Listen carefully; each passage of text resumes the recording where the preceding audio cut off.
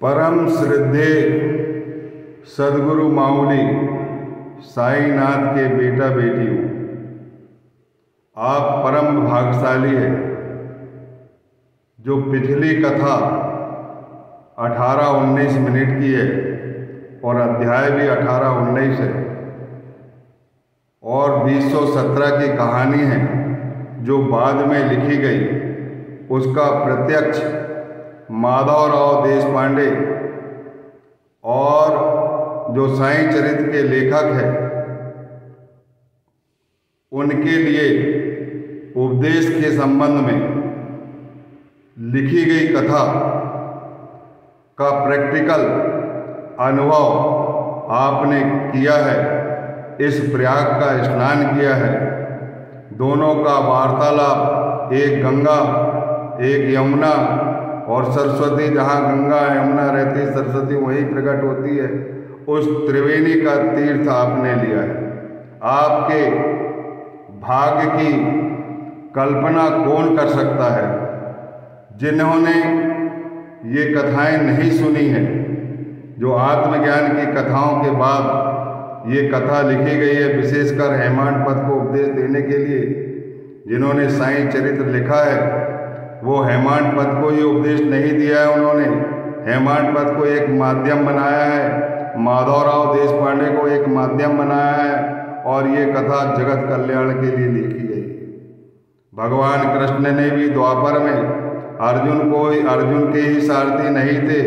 अर्जुन एक संसार है, उनको उपदेश देने के लिए, सांसारिक लोगों को उपदेश देने के लिए अर्जुन रूपी प्रतीक को ज्ञान प्रदान किया, जिससे जग कल्याण हुआ।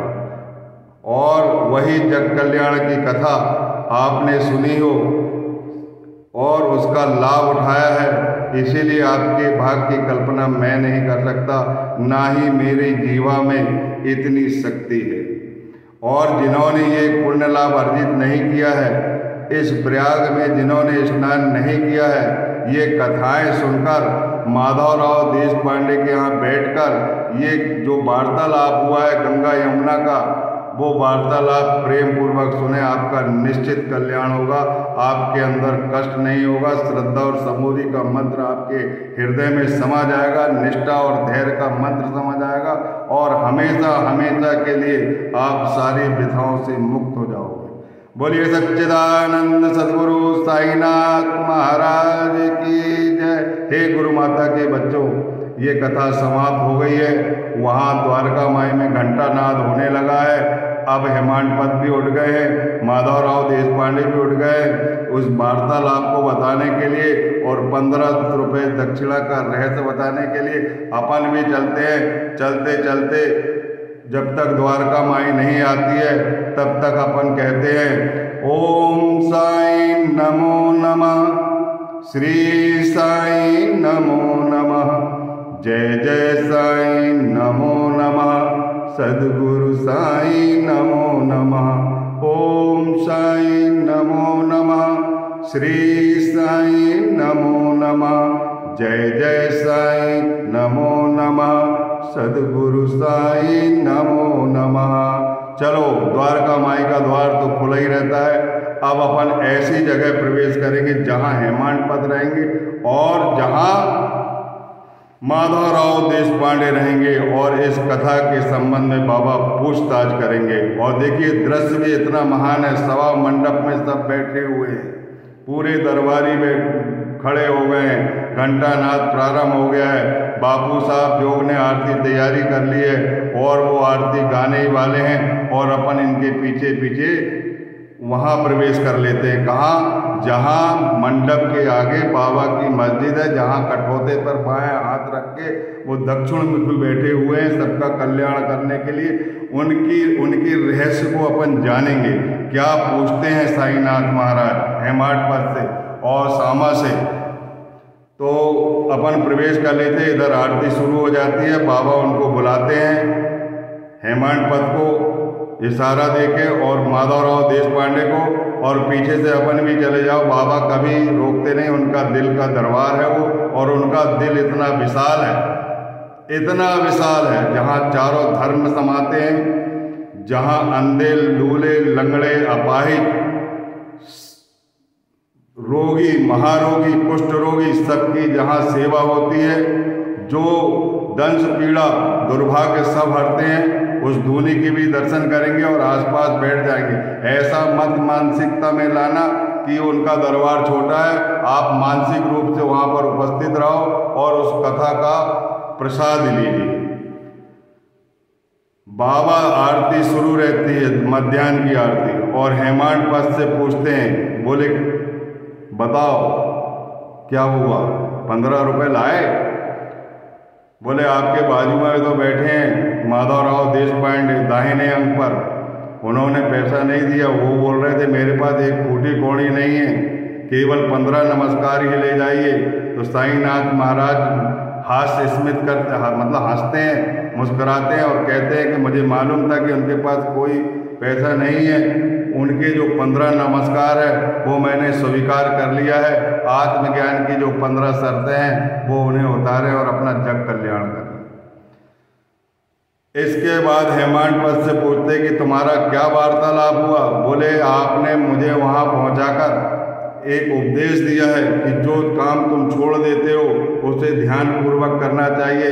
मैं आपको बताता हूँ, जब देशपांडे जी स्नान करने के बाद पूजा पाठ में लग गए और एक किताब वहाँ खिड़की के पास रखी हुई थी, उस किताब में एक नाती भागवत लिखा था जिसमें कृष्ण और उद्धव का संवाद है, और उस किताब को मैंने सुबह ही पढ़ा था। जैसे ही मैंने उसका पेज खोला उसमें कोई ऐसा वो नहीं लगा था कि वही खुला हुआ रहेगा।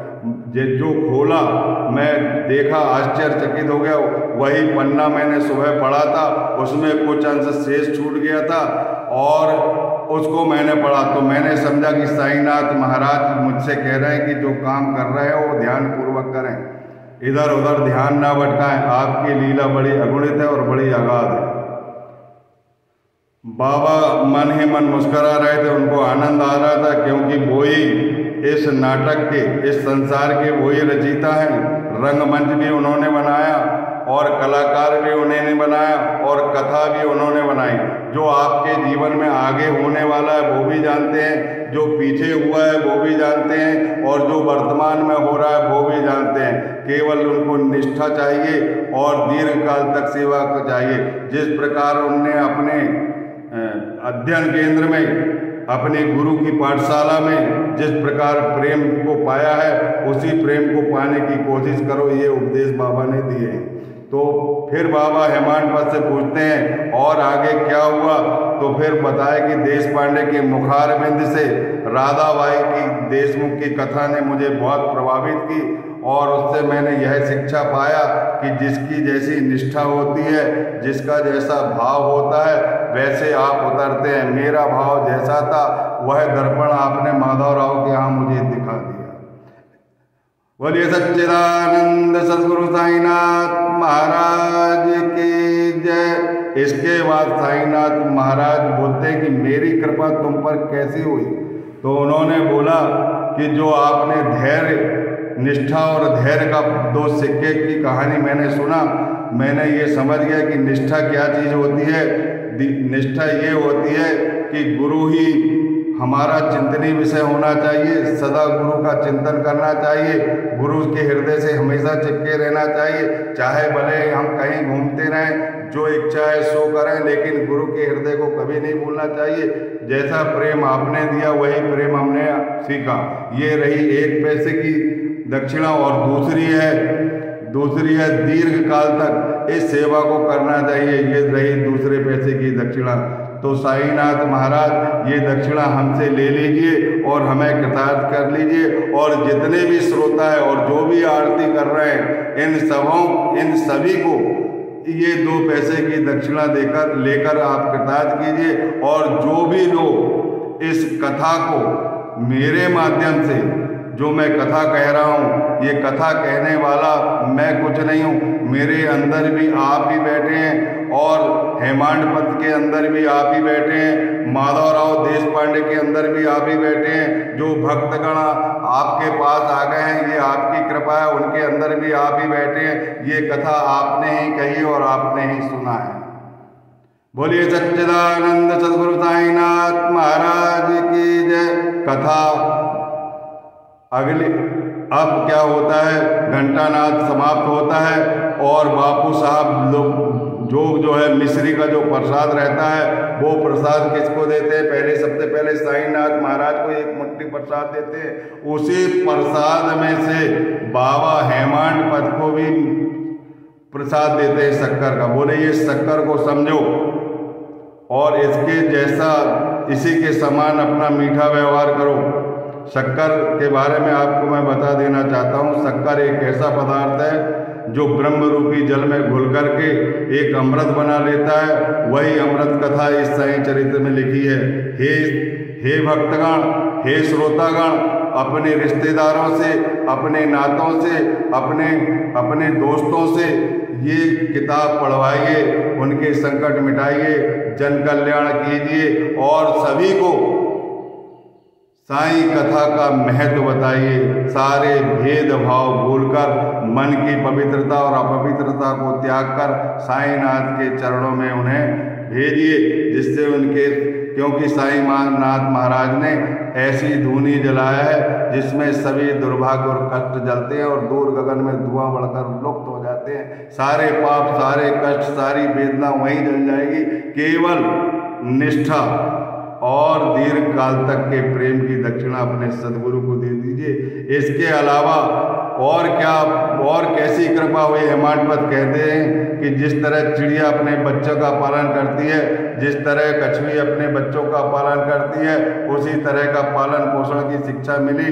हे गुरुदेव, हे कल्याणकारी गुरुदेव, आपके चरण बड़े पुरातन हैं, श्री हरि के चरण हैं, कृपया हमारे ऊपर आशीर्वाद बनाए रखिए। और अंत में आपने कहा है कि गुरु पर जो परम विश्वास करता है और गुरु में ही भूल जाता है, गुरु और शिष्य एक हो जाता है, ऐसे शिष्य को हर और ब्रह्म का अवतार समझा जाता है।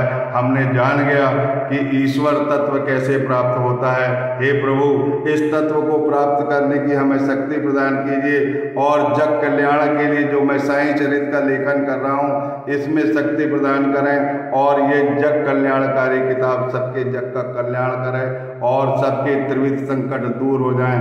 बोलिए सच्चिदानंद सद्गुरु साईनाथ महाराज की जय। हे श्रोता माऊली, हे दर्शक माऊली, जिन जिन ने भी ये कथा सुनी है और ये प्रसाद खाया है वे परम भाग्यशाली हैं और जो बाद में खाने वाले हैं वो इसी चित्रण के साथ, इसी प्रदर्शन के साथ इस जीवांत कथा को सुने और यह कथा यहीं तक सीमित न रहे। जहाँ पर ये कथा हो रही, जहाँ पर मेरे श्रोता बैठे, जहाँ पर मेरे हेमांडपद और माधवराव देशपांडे का वार्तालाप हुआ, इन दोनों कथाओं को प्रेम पूर्वक सुने और अपना जग का कल्याण करें, अपना कल्याण करें। बोलिए सच्चिदानंद सद्गुरु साईनाथ महाराज की जय। राजा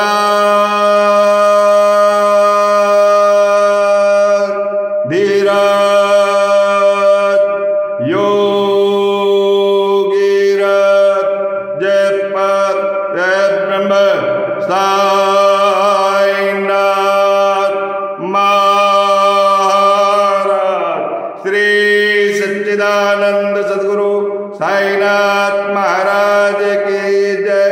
अनंत कोटि ब्रह्मांड नायक महाराजाधिराज योगीराज पर ब्रह्म सर्व समर्थ शिरडी निवासी सच्चिदानंद साईनाथ महाराज